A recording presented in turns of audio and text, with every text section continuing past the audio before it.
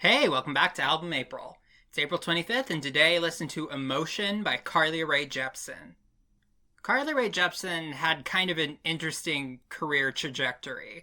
She started out on Canadian Idol, and then, out of nowhere, a song by her, Call Me Maybe, absolutely blew up in the summer of 2012.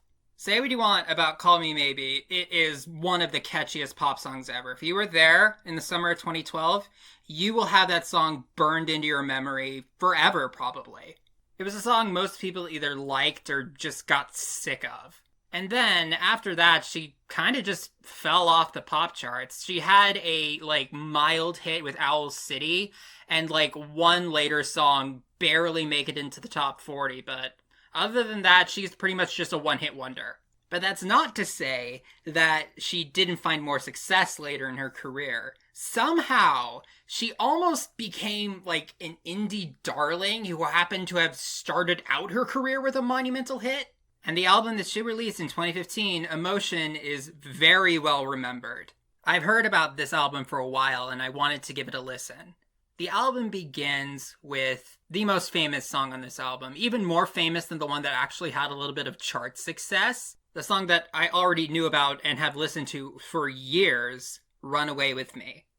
As dramatic as it may sound, it's something I've felt for years, and it was reaffirmed by listening to it again today.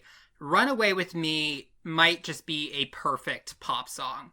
There is nothing I think they could have done that would have made the song better. I think it is a travesty that not only was this not the song that got the amount of success that Call Me Maybe had, this isn't even the single from Emotion that got a little bit of chart play. Run Away With Me is not just a pop song, it is this unstoppable force. That last drop hits like a nuclear bomb, and it is glorious to behold. Whatever else I might say about this album, I do want it to be known, I believe that Run Away With Me by Carly Rae Jepsen is one of the best pop songs of the entire 2010s decade. Like, at least. But I knew all of that going into this album, and my main question going into it is it just going to be one incredible song and the rest is kind of whatever? Or did they somehow make an entire album as good as Run Away With Me? Realistically, I was expecting the latter option, and yeah, Run Away With Me is still the best song on this album by a wide margin, but there are still some pretty good tracks on this.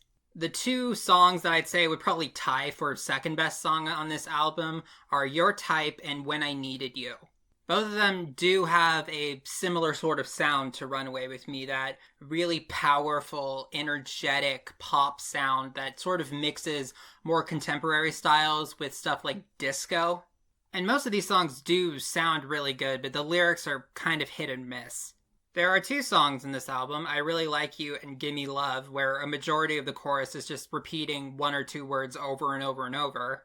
In fact, I think that just calling it I Really Like You is misleading. They really should have included all 6 reallys in the title. Making the Most of the Night had a lot of potential. I really liked a lot of the verse sounds and the build up, but they need to just throw away the chorus and try again, because not only does it not sound nearly as good, the lyrics are 2 or 3 degrees of separation away from anything any human would ever say.